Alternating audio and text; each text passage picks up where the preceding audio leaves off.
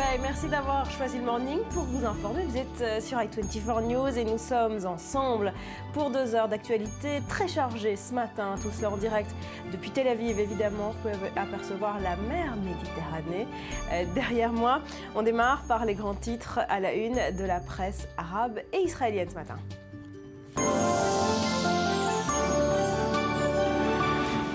Cyril Amar, bonjour. Le grand titre dans les journaux palestiniens, c'est évidemment la prestation de serment hier depuis Ramallah du nouveau gouvernement d'union nationale. Oui, bonjour Barbara, bonjour Ali. C'en est fini donc des divisions, des guéguerres intestines, du pouvoir bicéphale, schizophrène. À partir d'aujourd'hui, c'est sûr, les Palestiniens ne forment qu'un seul et même peuple, à l'image de cette caricature que vous pourrez découvrir ce matin dans le journal pro-Hamas, Palestine qui paraît à Gaza, mais désormais également en Cisjordanie depuis les temps donc de la réconciliation interpalestinienne. Un seul gouvernement taillé sur mesure donc pour réunir la Cisjordanie et la bande de Gaza, fiefs respectifs du Fatah et du Hamas.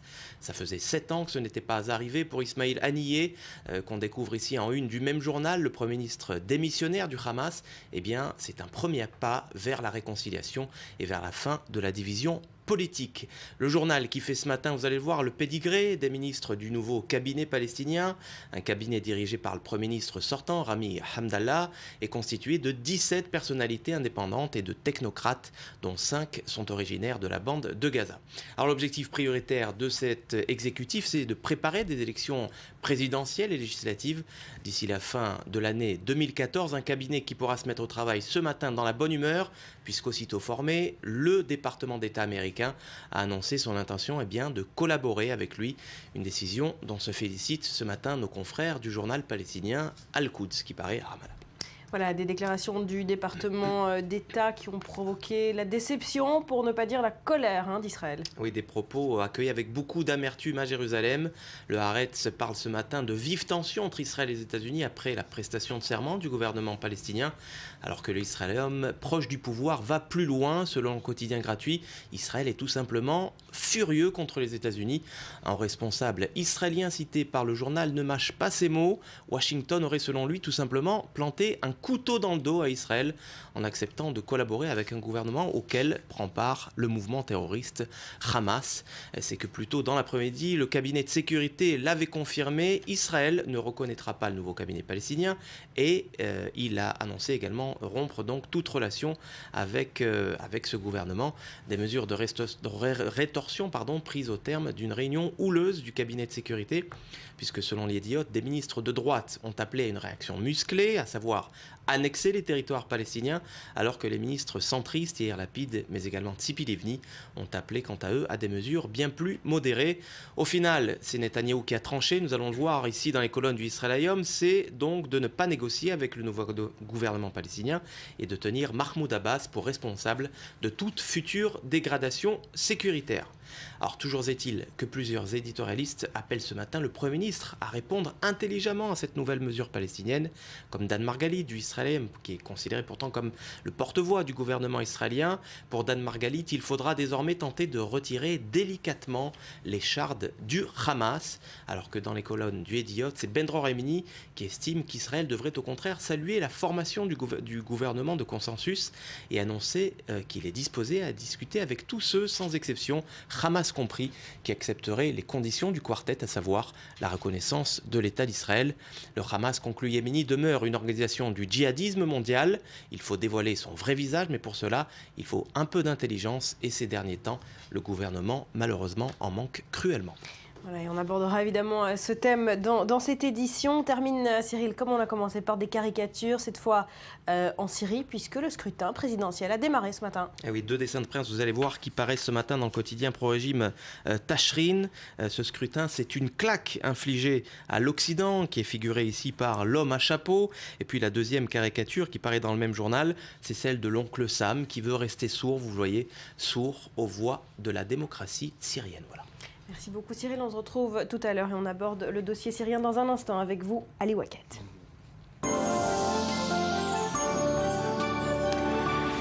Mardi 3 juin, voici les grands titres à la une de l'actualité ce matin. Israël déjoue un attentat terroriste. Un Palestinien a ouvert le feu hier soir sur des soldats israéliens près de Naplouse, en Cisjordanie. L'homme a été abattu par les troupes de Tsahal qui ont donc riposté.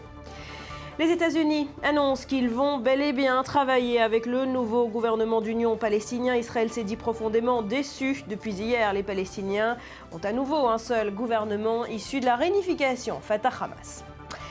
15 millions de Syriens appelés à voter ce mardi dans un simulacre démocratique. Bachar al-Assad est assuré de la victoire. Le scrutin se tient uniquement dans les zones tenues par le régime et en pleine guerre civile qui a déjà fait 162 000 morts en 3 ans. Enfin, cet embarras en Israël, la grève de la faim des prisonniers palestiniens s'élargit. Ils sont désormais 370 d'entre eux sont hospitalisés. Benyamin Netanyahou a exigé hier que la loi autorisant de les nourrir de force soit adoptée au plus vite.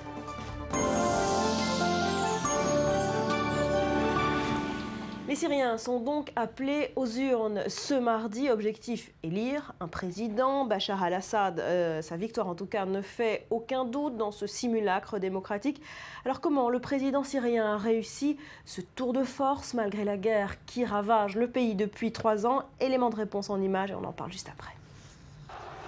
Bachar el-Assad devrait être réélu pour un 3e mandat le 3 juin prochain. Cet ophtalmologue de formation a pris les rênes du pouvoir en 2000 à la suite de son père, Hafez el-Assad. Depuis 2011, celui que l'on présentait comme un réformiste a organisé la répression sanglante de la révolte syrienne. Plus de 160 000 personnes seraient mortes en 3 ans. Fuir n'est pas une option. Je dois être au premier rang des défenseurs de la patrie. C'était mon seul scénario depuis le début de la crise. Face à lui, l'opposition syrienne s'est militarisée. Bachar el-Assad a perdu le contrôle de quelques régions, mais il reste déterminé à écraser la rébellion et à tenir fermement les rênes du régime. Seuls les habitants des régions sous son contrôle pourront voter le 3 juin. Il veut se présenter aux élections en piétinant les cadavres des Syriens. Ceci est une farce. Si elle se concrétise, elle risquerait d'accorder au président Assad un permis de tuer son propre peuple pour de nombreuses années encore.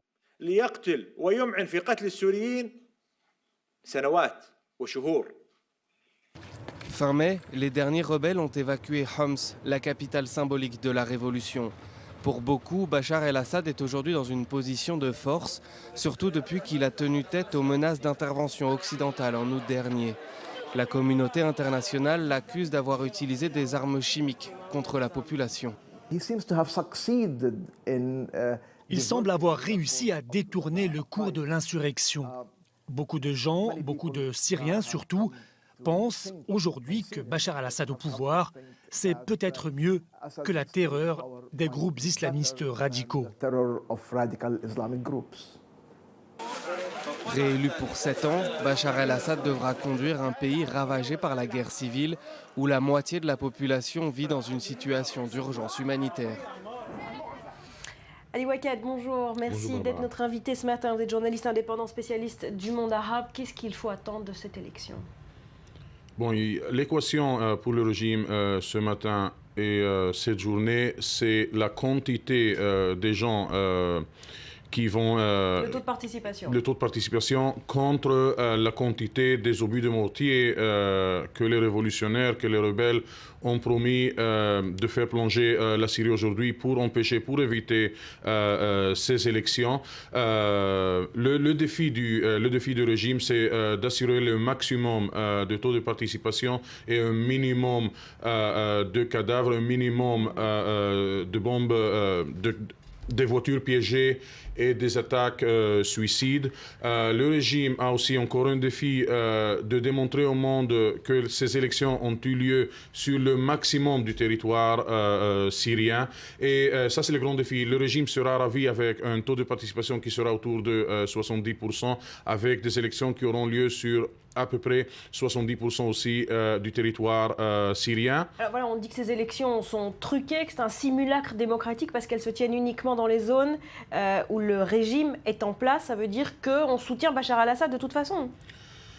Ça, c'est vrai, mais de l'autre côté, ces élections auront lieu dans toutes les grandes villes de la Syrie. Et on ne peut pas dire que dans les grandes villes, il n'y a que des partisans de Bachar Assad, dans des zones sunnites Alors, je voudrais, Ali, quand même, qu'on regarde ces images. Hein. Ça se passait mercredi dernier, il y a une semaine, au Liban et en Jordanie. Les expatriés, les réfugiés syriens ont commencé à voter depuis ces pays frontaliers. Et on a vu des masses de Syriens se rendre aux urnes avec des portraits de Bachar al-Assad.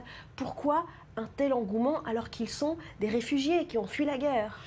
Parce qu'une grande partie de ces réfugiés ont goûté aussi la terreur de groupes djihadistes. Ce qui a joué aux mains de Bachar al-Assad, c'était la manque de capacité de la communauté internationale de former une opinion unie vis-à-vis d'une action en Syrie, la manque de soutien aux rebelles et le plus important, c'est la division des rebelles entre rebelles modérés et entre rebelles radicaux. Les atrocités, les crimes que certains groupes djihadistes ont commis en Syrie ont donné l'impression aux Syriens que mieux vaut rester avec ceux qu'on connaît, avec un régime c'est un régime de dictature, etc., mais un régime avec lequel on a coexisté. Sur ces images, arrêter le terrorisme en Syrie, les portraits de Bachar al-Assad, est-ce que cette démonstration de popularité, on va la voir aujourd'hui également dans les grandes rues syriennes, dans les grandes villes syriennes? Tout à fait.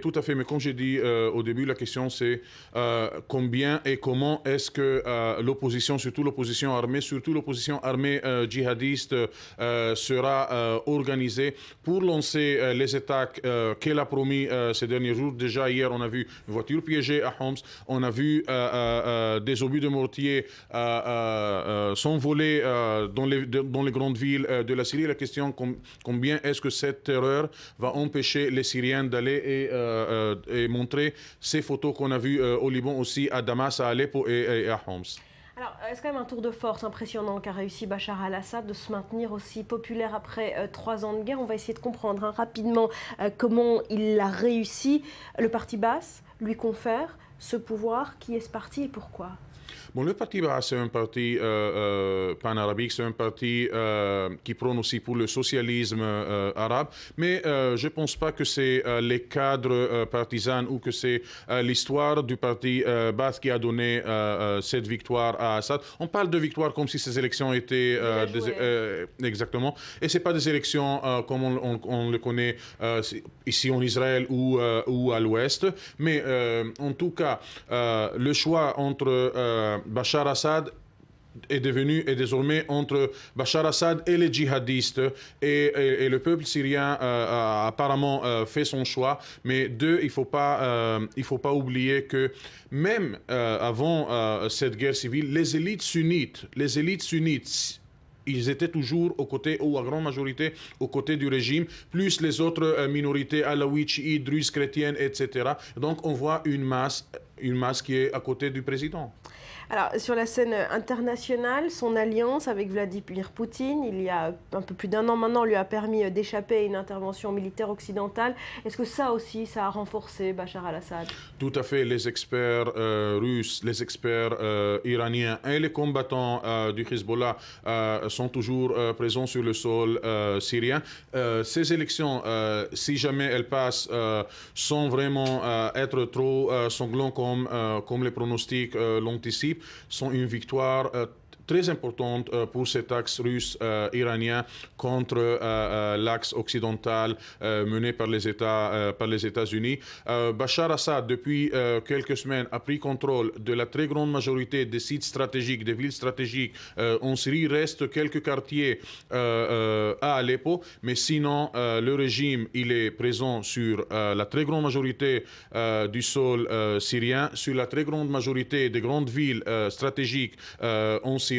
Apparemment, le pouvoir d'Assad est garanti pour au moins 7 ans à venir. La communauté internationale divisée sur le rôle qu'elle doit jouer en Syrie. L'axe russe-iranien fonctionne en matière de soutien militaire, en matière de soutien économique et surtout politique dans la scène internationale. Et dans ces circonstances, Bachar al-Assad n'a pas de quoi s'inquiéter.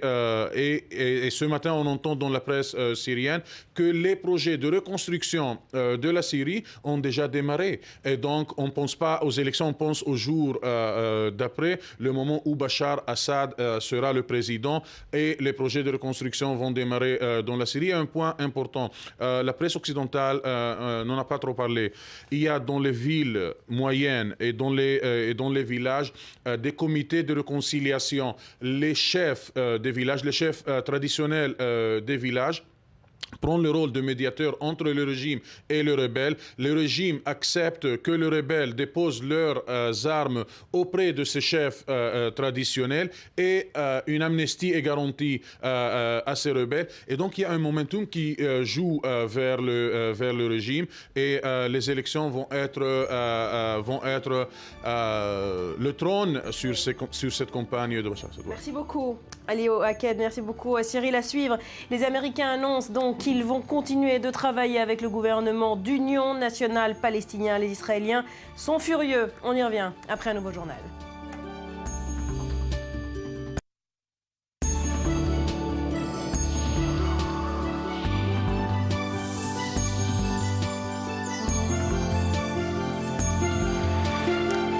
C'est désormais officiel, après 7 ans de rupture, les Palestiniens ont un seul et unique gouvernement. Ça s'est passé hier à Ramallah et en grande pompe, cérémonie de prestation de serment du nouveau gouvernement d'union, issu donc de la réunification du Hamas et du Fatah. Seulement voilà, la grande déception d'Israël. Les États-Unis annoncent cette nuit qu'ils vont travailler avec ce gouvernement d'union et maintenir leur aide financière à l'autorité palestinienne.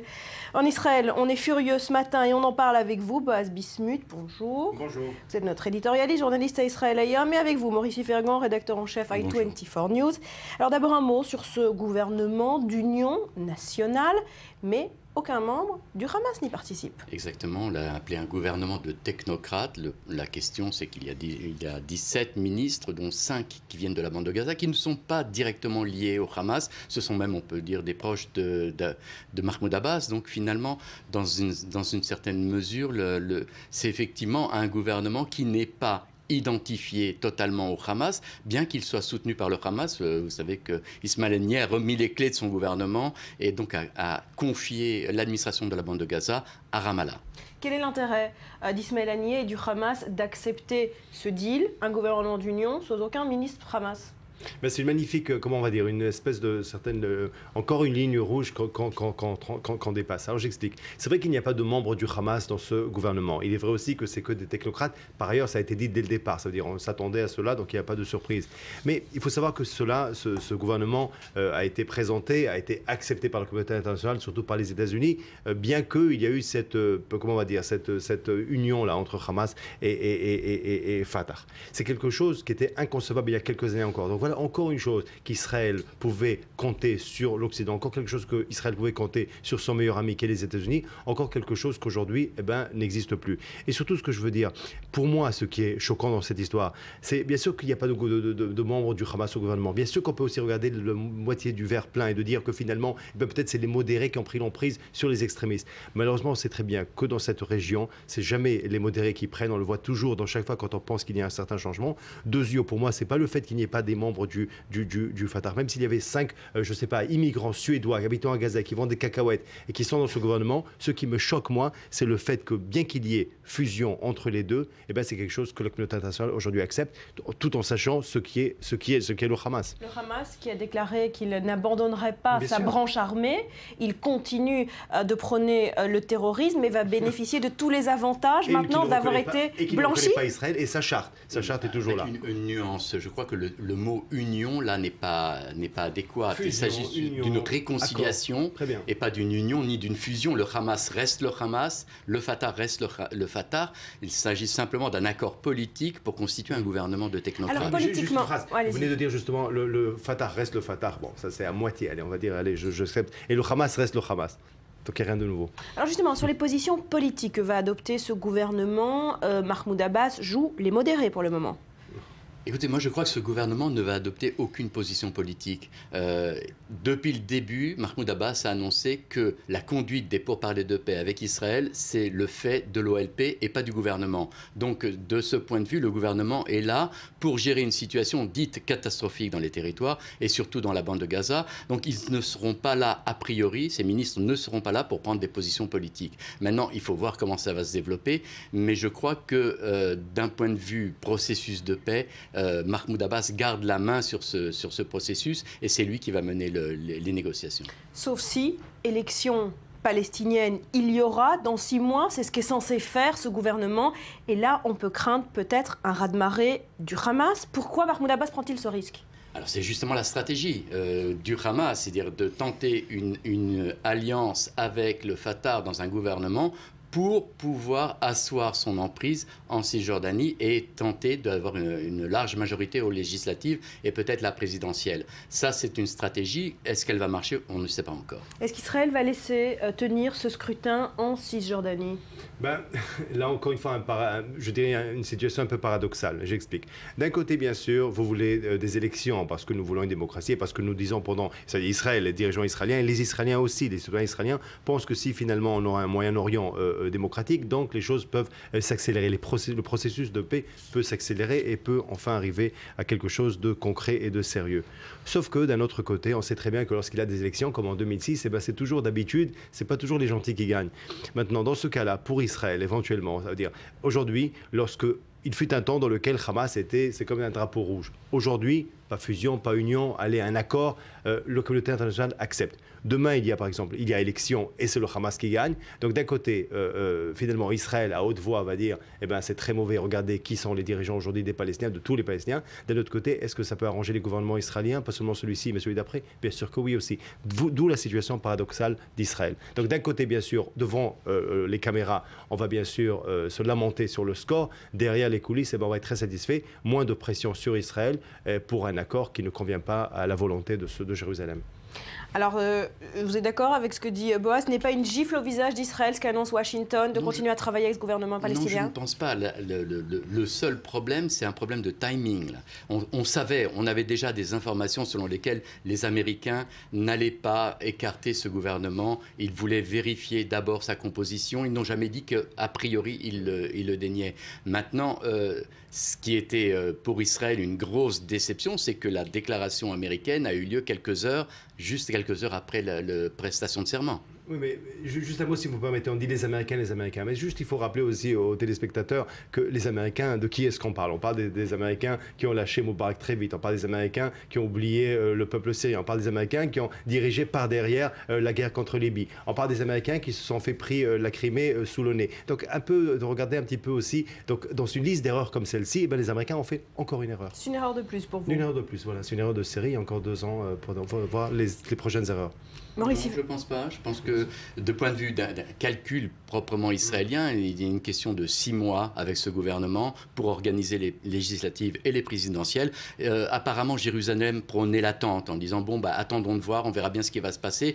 On accepte un dialogue Kerry-Abbas comme ça en marge du processus. Tout est bloqué. Donc c'était l'attente. Ce qui a surpris, c'est cette déclaration quelques heures après le serment, comme je vous l'ai dit. Bien sûr, mais je rappelle encore une fois, c'est vrai qu'il y a une grosse déception, mais aussi de ce côté, n'oubliez pas aussi que dans ces 9 mois de négociations où on devait voir à la fin un accouchement et on a eu un avortement, on pensait très bien, justement, je pense que tout le monde aujourd'hui sait à quel point celui qui a vraiment payé un prix fort, la libération, je parle des prisonniers, des terroristes, de ce que vous voulez, c'est quand même Israël. Donc Israël a fait quand même un effort, et sur ce point-là, je pense que les Américains doivent comprendre une chose, la communauté internationale doit comprendre une chose, les Palestiniens doivent comprendre une chose. Si on est aujourd'hui à ce score horrible, voilà, vous voyez, de 66-0, nous avons 66 ans, les Palestiniens attendent encore leur État. Si on veut éventuellement arriver à un score un peu plus normal dans le futur, les Palestiniens, ce n'est pas par des accords comme ceci avec le Hamas que nous allons aboutir à quelque chose. Et les Américains, encore une fois, toujours comme depuis Arafat, toujours la même erreur, toujours céder et ne pas mettre la pression justement sur l'autre côté. Essayons une fois de mettre la pression sur les Palestiniens et regardons ce que ça va donner. Le mot de la fin, Maurice, sur ce sujet. Je suppose que les Américains, du reste comme le gouvernement israélien, sur ce plan-là, la crise, elle me semble assez factice, veulent vérifier d'abord factuellement qu'est-ce que va faire ce gouvernement, et il sera jugé sur ses actes. Alors, vous avez entendu les décisions du cabinet de sécurité, tout tir de roquette de la bande de Gaza, maintenant la responsabilité sera attribuée à Abou Mazen directement. Donc là, il y a un jeu qui est en cours. Je crois qu'on jugera ce gouvernement sur ses actes, et dans 6 mois, on en reparlera. Je pense que vous n'allez pas être fâchés si je ne dis pas aux Palestiniens Mazal Tov sur ce nouveau gouvernement. On peut leur dire ou pas, Mazal Tov ou Mabrouk. Restez avec nous, on parle du djihadisme en Europe dans un instant. Pour l'heure, le rappel des grands titres de ce mardi.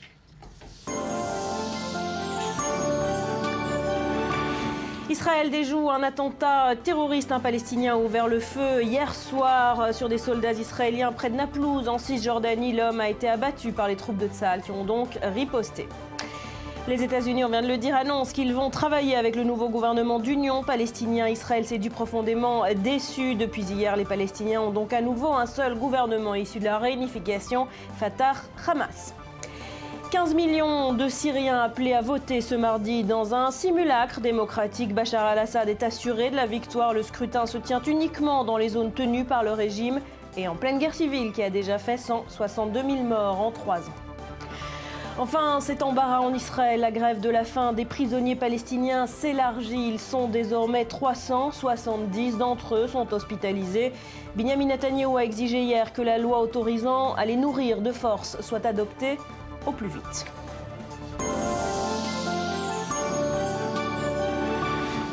Voilà, et on en vient aux dernières nouvelles quant à la tuerie au musée juif de Bruxelles. Hier en France, 4 nouvelles arrestations dans les milieux djihadistes. Un coup de filet jeté donc 3 jours après l'arrestation du tueur présumé du musée de Bruxelles. L'Europe déclare donc officiellement la guerre au djihad sur son territoire. Et une question, est-ce que ce n'est pas trop tard? Élément de réponse en images et on en reparle juste après. La garde à vue de Mehdi Nemmouche se poursuit et les taux se resserrent. Un faisceau de preuves semble désormais prouver sa culpabilité.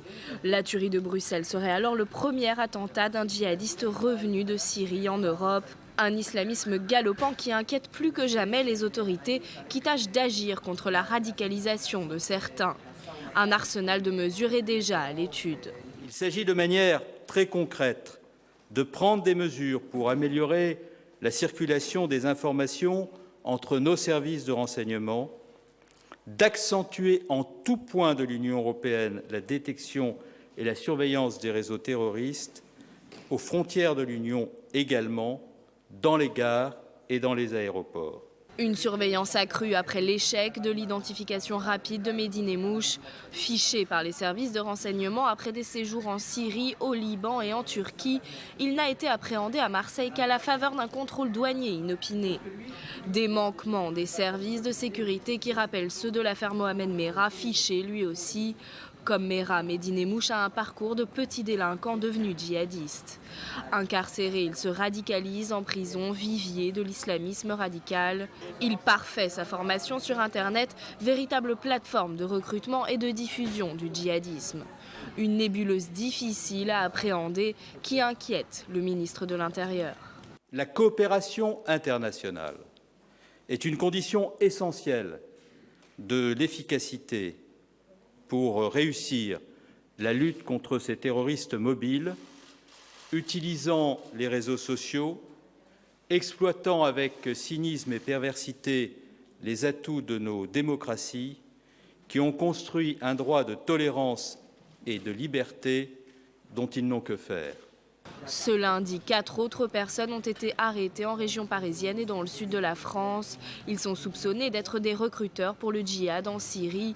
Réunis dimanche, le ministre de l'Intérieur Bernard Cazeneuve et son homologue belge ont avancé l'idée d'un renforcement de la surveillance européenne. Nous avons décidé, les ministres de l'Intérieur, et nous nous retrouverons à Luxembourg mercredi, de ne laisser aucune chance à ces terroristes. Bernard Cazeneuve a d'ores et déjà indiqué que la question du djihadisme des jeunes Européens serait à l'agenda des ministres de l'Union qui doivent se rencontrer mercredi et jeudi au Luxembourg. Est-ce que c'est un vent de panique qui s'est emparé de l'Europe? Est-ce qu'ils ont été surpris par ce phénomène de djihadisme sur leur propre territoire? Déjà, on va commencer par le positif. Alors, bravo déjà pour cette initiative, bravo pour le réveil, bravo pour avoir arrêté ce Mehdi Nemmouche, si c'était par hasard ou pas par hasard, mais au moins on l'a arrêté. Et tant mieux, j'ouvre une parenthèse, parce qu'on avait eu toute cette théorie de conspiration, pas seulement à l'étranger, même dans la presse israélienne, tant mieux qu'il a été arrêté pour que les choses soient claires. Justement, que les choses soient claires, et j'explique.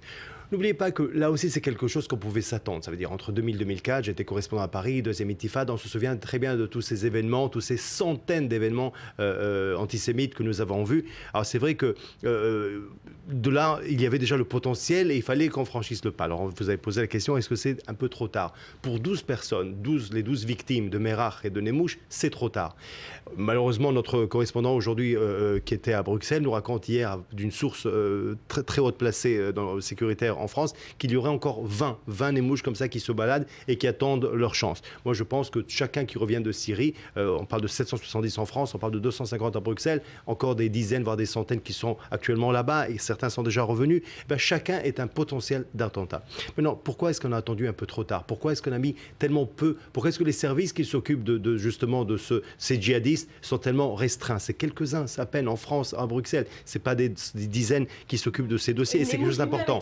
Mais il n'a pas pu être arrêté à temps. Comme la sœur de Merach, je pense aussi, qui a pu se sauver comme ça sous le radar. Merach lui-même, on a vu tellement de fiascos. On ne peut pas se permettre. Alors deux choses.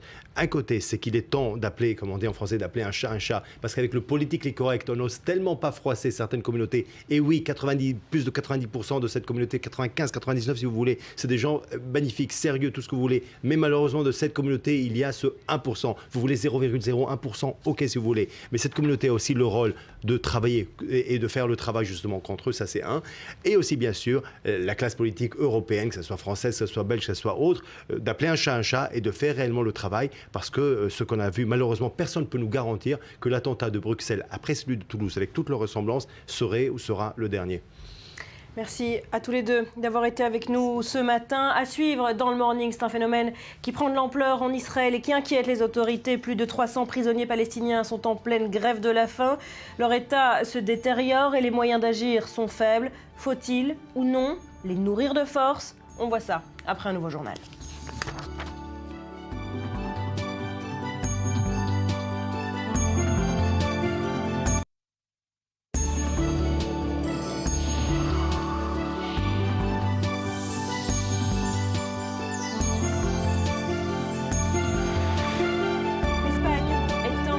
Effervescence à 76 ans, le roi Juan Carlos a décidé hier d'abdiquer du trône au profit de son fils. Retour sur un règne de 39 ans qui a profondément marqué le pays.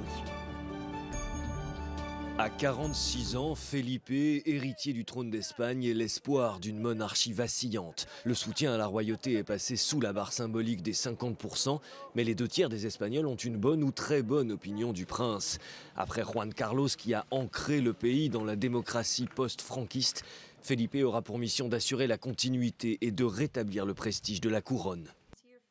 Grand, il mesure près de 2 mètres, sportif, brun aux yeux bleus. Felipe est un homme discret, plus réservé que son père, sérieux mais souriant. Il est marié depuis 10 ans avec Leticia Ortiz, roturière, ancienne présentatrice du journal télévisé. Le couple a 2 petites filles, Léonore et Sofia, une famille perçue comme simple et moderne. Ces dernières années, Felipe a joué un rôle protocolaire croissant. C'est lui qui est allé à Saint-Jacques-de-Compostelle à l'été 2013 pour réconforter les habitants après la catastrophe ferroviaire qui a coûté la vie à 79 personnes et assister à la messe d'hommage aux victimes. Le prince a également multiplié les déplacements à l'étranger. Il maîtrise bien l'anglais, mais aussi le catalan, un atout particulier sur fond de velléité indépendantiste du côté de Barcelone. Et pour en parler, nous sommes en ligne avec Gourka Landabourou. Merci d'être avec nous ce matin. Vous êtes directeur de la revue politique Cambio 16. Alors d'abord, un mot sur cette décision d'abdiquer. Elle est jugée comment en Espagne ? Bonjour tout d'abord, ça a été la grande surprise, bien que cette décision, le roi Juan Carlos l'avait pratiquement prise depuis le début de l'année, lorsqu'il a accompli ses 76 ans. Il y avait 2, 3, 4 personnes qui étaient au courant, le président du gouvernement, le chef de l'opposition, mais rien n'avait été révélé jusqu'à hier où ça avait fait l'effet d'une bombe, effectivement. Le roi est âgé, le roi est un peu fatigué également. il y a les scandales, il y a tout ce qui a eu la corruption autour de l'image de ce monarque qui a été très très populaire, qu'il est moins actuellement en Espagne, parce que n'oublions pas que c'était l'homme qui a transformé l'Espagne d'une certaine manière, l'homme qui a fait passer l'Espagne de la dictature à la démocratie, mais ça, cela fait maintenant plus de 30-40 ans. Alors justement, d'après vous, qu'est-ce que les Espagnols et le monde retiendra de Juan Carlos, ce roi de la démocratie post-franquiste, ou au contraire, ce que vous évoquiez, ces scandales notamment de corruption? Bon, je crois qu'il restera l'image de l'homme qui a permis à l'Espagne de se démocratiser, de passer à une transition compliquée mais exemplaire au niveau démocratique, qui a permis de redonner à l'Espagne son poids au niveau international, d'avoir sa place en Europe, sa place dans le monde. C'est une économie qui a changé énormément lors de ces 30 ans. C'est grâce à lui, et non seulement à lui, aux Espagnols et aux divers gouvernements, que la liberté, la démocratie s'est installée dans le sud de l'Europe. Donc voici l'image qui restera, mais enfin, il y a un peu cette image de corruption, l'histoire qu'il a eue avec son gendre qui va être jugé vraisemblablement, ces voyages un peu spéciaux de chasse à l'éléphant en Afrique, ce sont des images que les Espagnols n'ont pas appréciées et qui réclament maintenant la jeunesse qui n'a pas connu le franquisme, qui n'a pas connu la dictature, qui réclame un autre changement, peut-être une république. Hier étaient dans les rues des milliers de personnes dans diverses villes espagnoles pour réclamer la troisième république en Espagne. Alors c'est ce que vous pensez, les Espagnols ne sont plus royalistes ? Ils ne sont plus juancarlistas, comme on les appelle ici. Maintenant, nous allons voir ce qui va se passer. C'est son fils, un jeune de 46 ans. C'est une nouvelle étape, c'est une nouvelle génération. Un fils qui était très très jeune lorsque le dictateur était encore là, le dictateur Franco. Felipe VI, c'est lui qui va prendre le pouvoir vraisemblablement dans les semaines à venir. Ça va se faire très très très vite. Maintenant, c'est à lui de reconquérir un peu la confiance des citadins espagnol, mais enfin, je crois que le grand débat est ouvert en Espagne et peut-être nous allons petit à petit vers cette troisième république qui a disparu avec la guerre civile et avec la dictature en 1936. Pour finir, ce sera le mot de la fin. En tout cas, tant que le roi continue d'exister en Espagne, est-ce que Felipe a les épaules assez larges pour succéder à son père ? C'est un homme préparé, on dit que c'est le meilleur roi qui ait jamais été préparé depuis 20 ans. C'est l'ombre de son père, il a fait toutes les académies, toutes les universités, il parle plusieurs langues facilement, donc c'est logiquement lui qui est le plus préparé pour succéder à ce trône d'Espagne. Mais enfin, le débat est beaucoup plus grand en Espagne. Le débat, c'est les nouvelles générations veulent peut-être plus de transparence. D'abord, c'est ce que demande de la société espagnole, que les comptes de la monarchie soient clairs en Espagne, qu'ils ne soient pas cachés sous la tutelle d'une suspicion générale. Donc nous allons voir, c'est une nouvelle génération qui arrive. L'Espagne sera monarchique si Felipe réussit à convaincre les citoyens espagnols, ou elle sera républicaine si effectivement l'Espagne décide de changer de système, et ça ne va pas se faire du jour au lendemain naturellement. Merci beaucoup, Gorka Landaburu, d'avoir été avec nous depuis l'Espagne.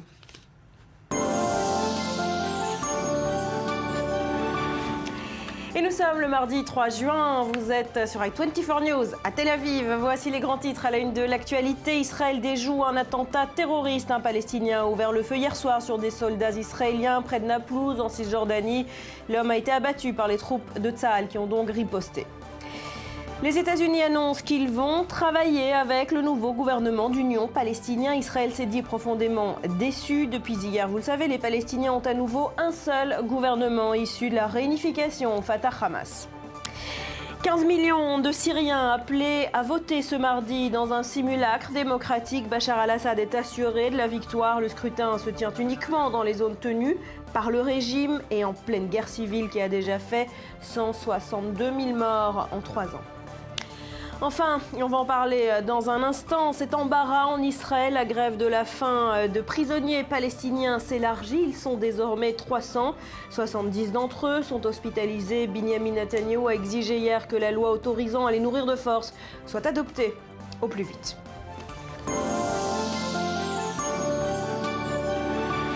avant d'ouvrir le débat sur ces prisonniers en guerre de la faim, gros plan ce matin sur cette initiative, l'armée comme alternative à la prison.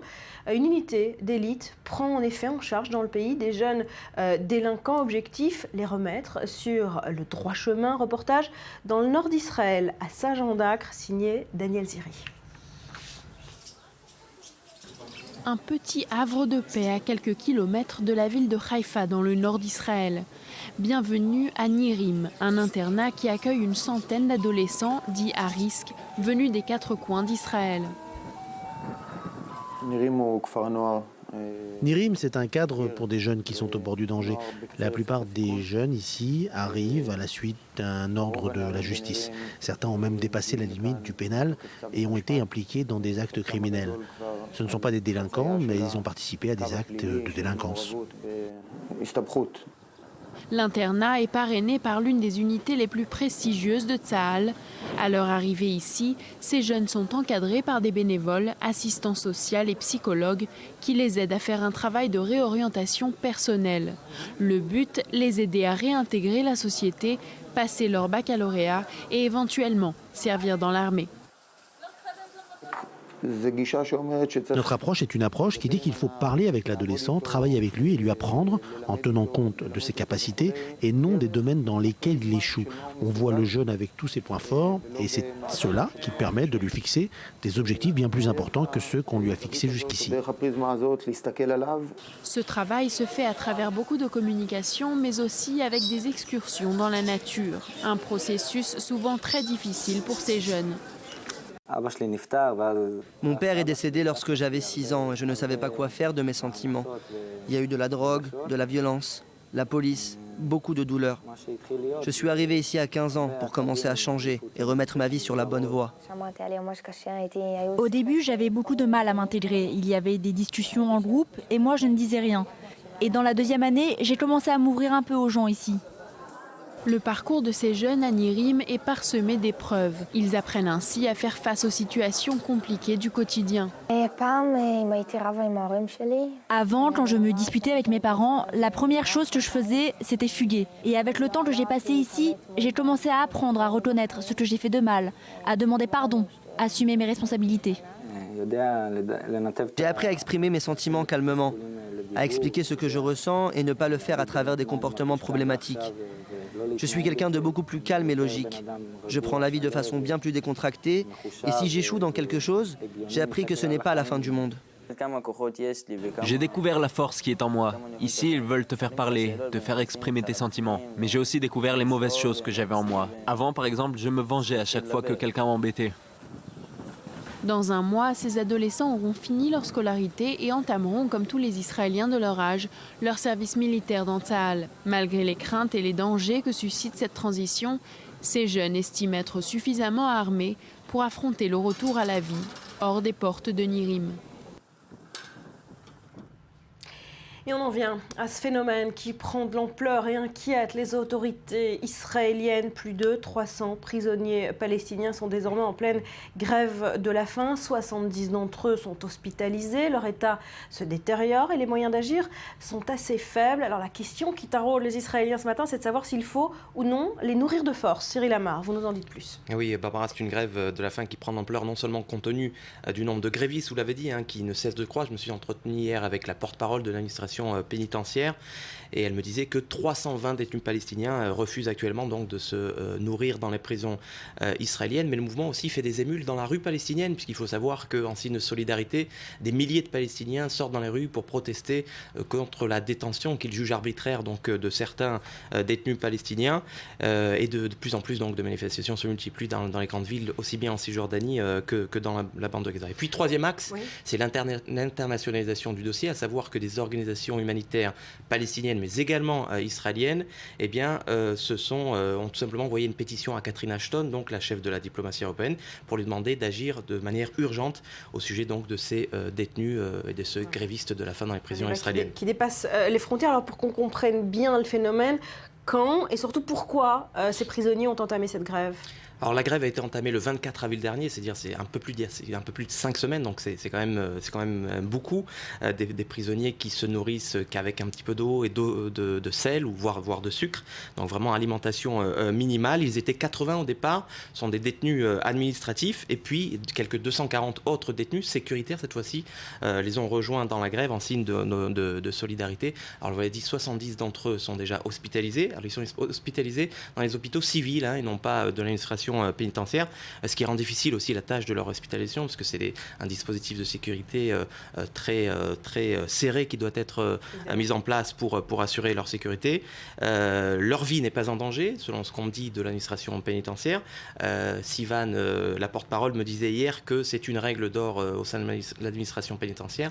Au bout de 28 jours, même si leur vie n'est pas en danger, les prisonniers qui font des grèves de la faim sont automatiquement conduits et placés sous surveillance médicale dans des hôpitaux. Donc pour l'instant, pas de danger de mort, pas de grévistes qui pourraient succomber, donc ce qui pourrait, on s'imagine, au vu de la précarité de la situation dans les territoires palestiniens, pourrait peut-être effectivement faire créer beaucoup d'effervescence dans les territoires palestiniens si un mort devait évidemment. être enregistré. Alors, vous parlez de prisonniers sécuritaires, ce sont tous des prisonniers palestiniens, sécuritaires, ceux qui sont soupçonnés de terrorisme, et puis prisonniers administratifs, ça veut dire quoi? Alors justement, c'est justement pour abolir la détention administrative que cette grève a commencé.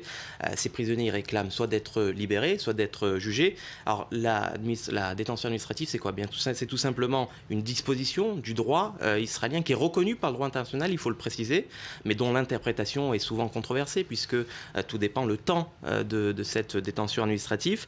C'est une disposition qui est héritée en Israël du mandat britannique sur la Palestine, et qui permet donc de détenir des suspects sans inculpation ni jugement pour des périodes de 6 mois renouvelables indéfiniment. Alors pourquoi Israël y a recours? Eh bien tout simplement souvent pour garder secret le dossier des suspects qui sont interpellés, qui sont incarcérés, et puis souvent pour protéger également son réseau d'informateurs dans les territoires palestiniens, ou tout simplement pour déjouer des attentats que les services de sécurité, le Shabak notamment, jugent imminents, et qu'il faut donc garder sous secret les éléments de l'enquête.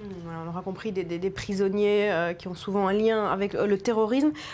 Comment ça va se finir cette grève? C'est difficile à savoir, parce que c'est un bras de fer entre les détenus et le gouvernement et l'administration pénitentiaire.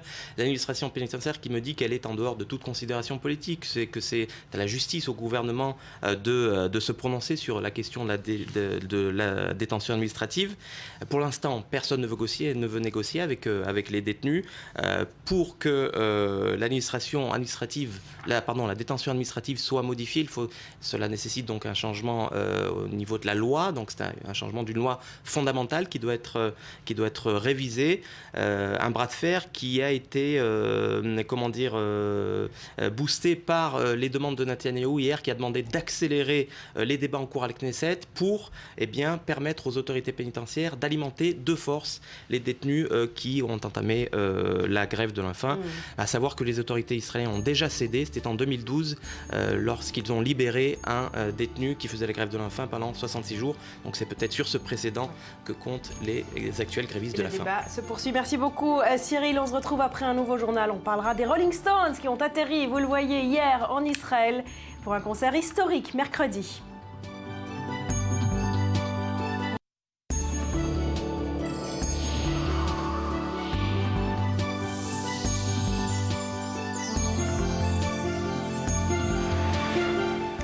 Et on poursuit avec ce qui agite le net ce matin. C'est tous les jours et c'est la revue du web.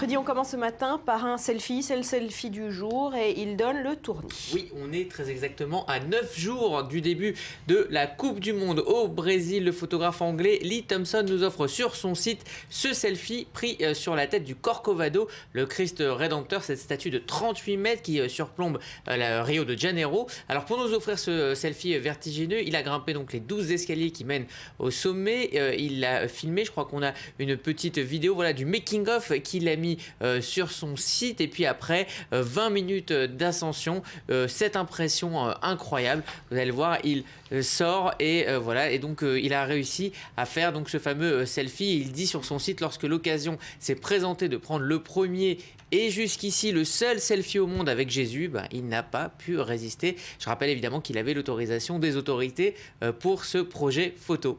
Je peux pas voir ça, j'ai le vertige, mais je souffre vraiment de vrai vertige. Mais ce n'est qu'un écran de contrôle, vous en faites pas, ça va aller. Ça fait très peur.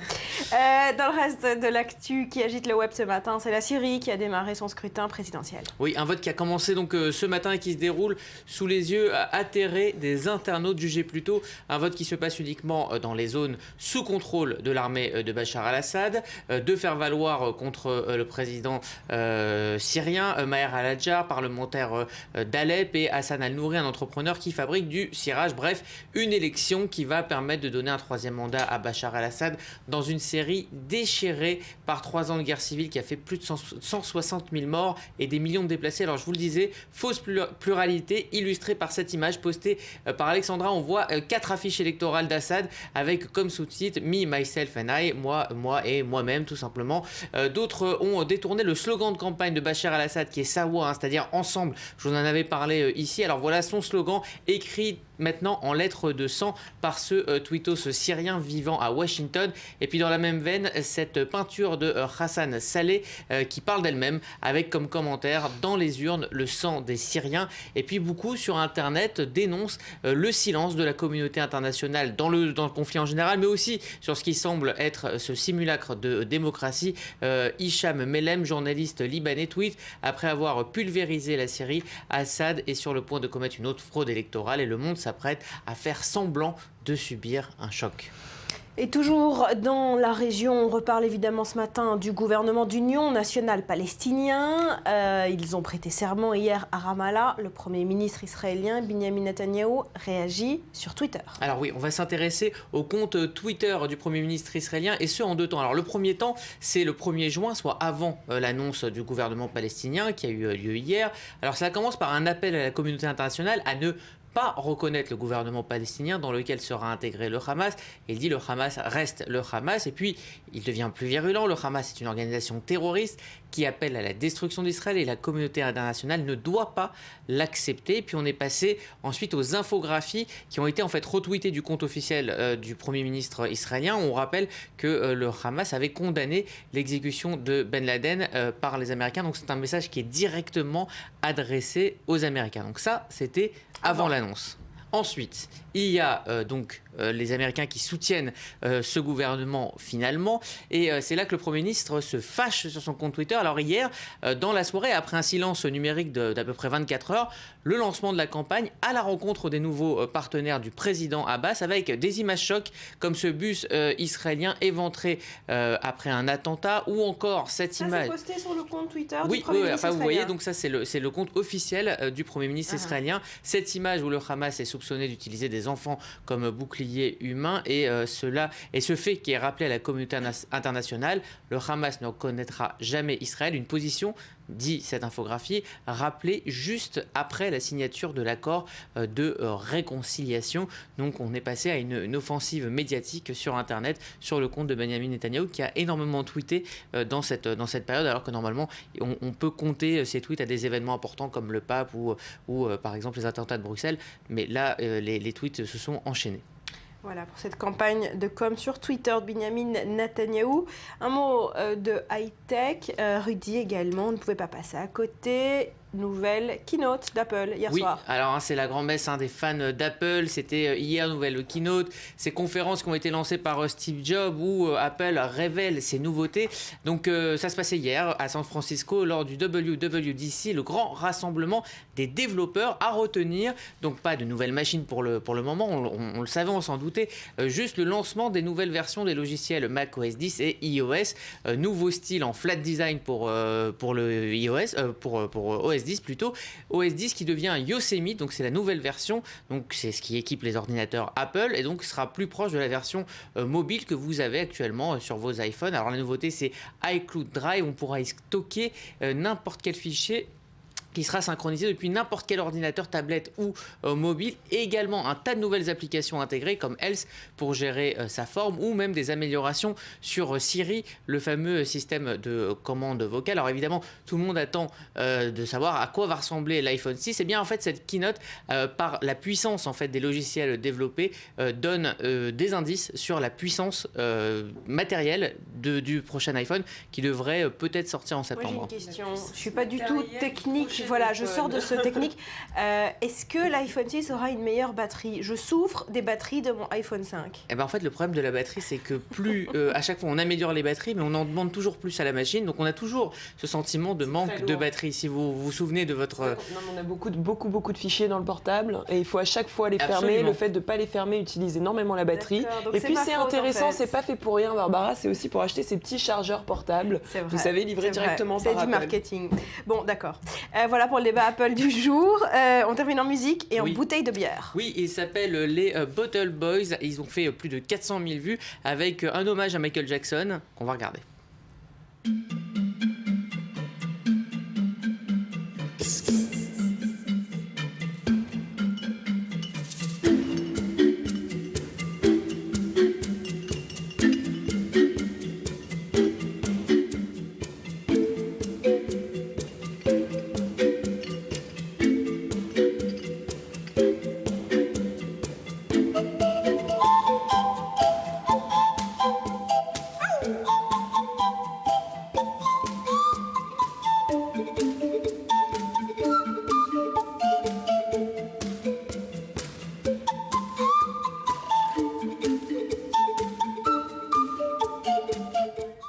Virginie, après les soirées chez vous, vous savez quoi faire de vos bouteilles de bière qui restent? Franchement, c'est génial. Je vais récupérer chez vous, Rudy, parce que franchement, je suis pas fan de bière. Bon, voilà pour les Bottle Boys. Moi, j'aime bien. Je trouve que ça donnait bien. Oui. Merci. Merci à Freddy. vous. En Hongrie, on commémore cette semaine le 70e anniversaire de la déportation des Juifs en 1944, alors que la guerre touche à sa fin. Les nazis et le régime fasciste hongrois mettent tout en œuvre pour déporter le plus possible de Juifs à la dernière minute. Et en ce moment, à Budapest, une troupe de théâtre israélienne présente un spectacle sur ce thème. Reportage depuis Budapest, Pasidansk, avec Shahar Peled et Leslie Rezoug.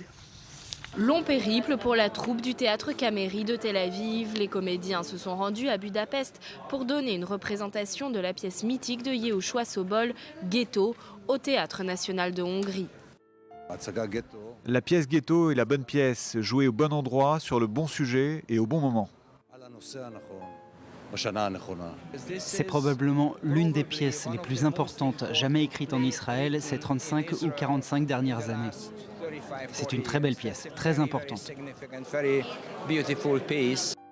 Cette représentation en Hongrie revêt une signification toute particulière. Le pays marque les 70 ans de la déportation des Juifs hongrois vers les camps d'extermination.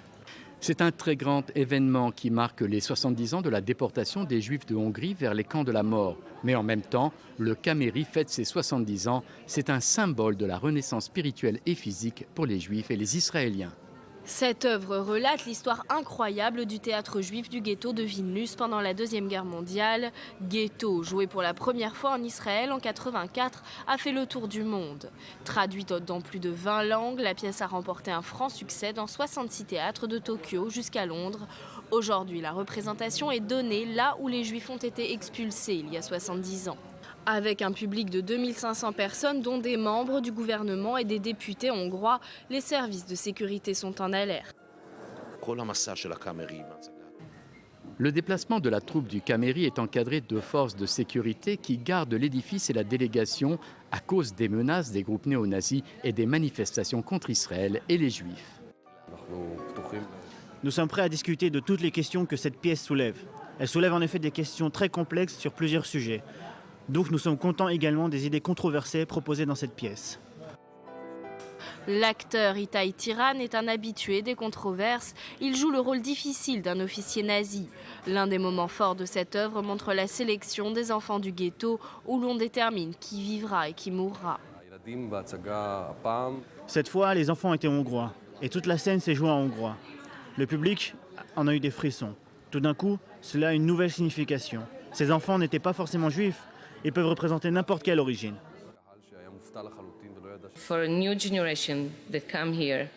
C'est une nouvelle génération qui a grandi ici. Ils ne sont même pas juifs. Je ne savais pas comment ils réagiraient et ils ont été très touchés. Les réactions du public sont sans équivoque. Cette représentation à Budapest marque un nouvel espoir, celui d'un art qui lutte contre l'antisémitisme grimpant.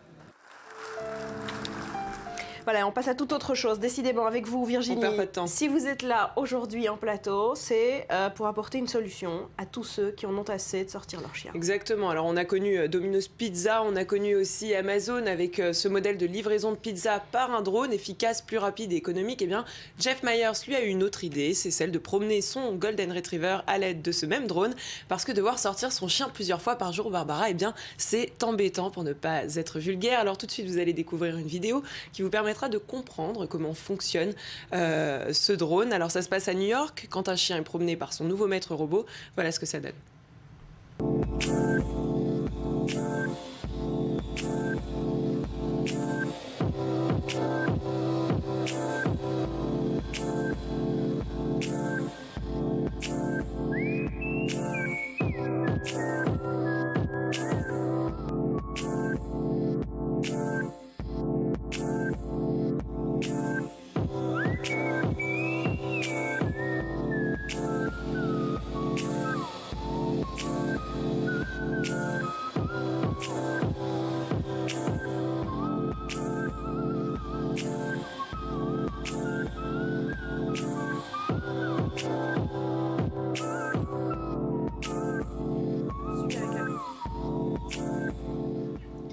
Alors voilà, si ce concept devrait permettre à la fin des promenades corvées, bien les soirs d'hiver ou sous la pluie, il reste encore quelques petites modifications à faire avec les fonctionnalités et des fonctionnalités aussi à développer par Barbara, bien évidemment. Est-ce que vous pensez vraiment que ça peut marcher? C'est un peu triste pour le chien quand même d'être sans son maître humain. Alors écoutez Barbara, oui effectivement c'est un peu triste, mais il pourra toujours rencontrer sur la route d'autres chiens qui subissent le même problème et partager leurs problèmes. Mais en tout cas, ce concept semble possible uniquement si on a un chien bien éduqué. Pour l'instant, ça reste encore une espèce d'hypothèse, une idée qui a été mise en place, mais il va falloir y travailler. Il faudra bien aussi un moyen pour ramasser les petites surprises que laissent les petits toutous sur la route. C'est vrai, c'est un vrai problème. Autre découverte qu'on aborde avec vous ce matin, c'est l'objet israélien que tout le monde s'arrache en ce moment. Ah oui, alors là, ça s'appelle le caroto. Rudy, ça va vous intéresser. Il a été inventé par Avishai Tanmor. Alors, c'est un taille-crayon pour carotte qui connaît un véritable succès dans le monde en ce moment. Alors, vous rigolez, mais c'est pas une blague. Un objet qui ne sert à rien et pourtant qui a la cote. Je vous permets de le découvrir tout de suite en images. Regardez.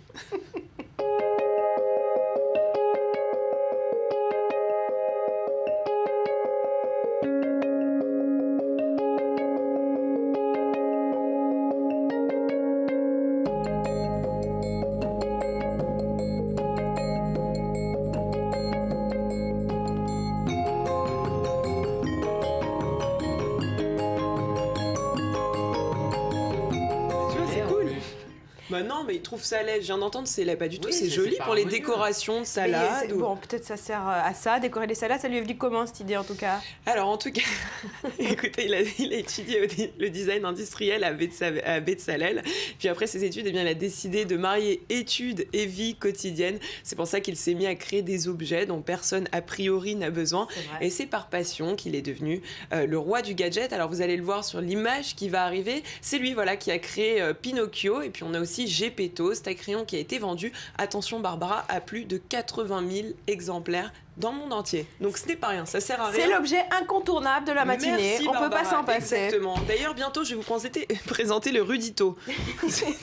Allez, on termine par la nouvelle culturelle du jour, événement historique en Israël. Les Rolling Stones donnent un concert mercredi. Ils sont arrivés hier. Ça y est, ils sont arrivés hier dans la nuit. Les Rolling Stones, on les attendait avec impatience. Eh bien, ils sont en ce moment en Israël. Alors, ils feront le show demain soir au parc Ayarkon à Tel Aviv. Je vous l'avais dit, le boycott avait été fait, ce n'avait pas été efficace. On avait rajouté des dates de concert. Alors bien que plusieurs shows aient été annulés en Australie et en Nouvelle-Zélande, eh bien à Tel Aviv c'est confirmé, on aura le droit à leur 7e date pour 14 on Fire. Mercredi, les Rolling Stones à Tel Aviv. Merci à tous les deux, merci à vous d'avoir été avec nous. Passez une très belle journée. Portez-vous bien.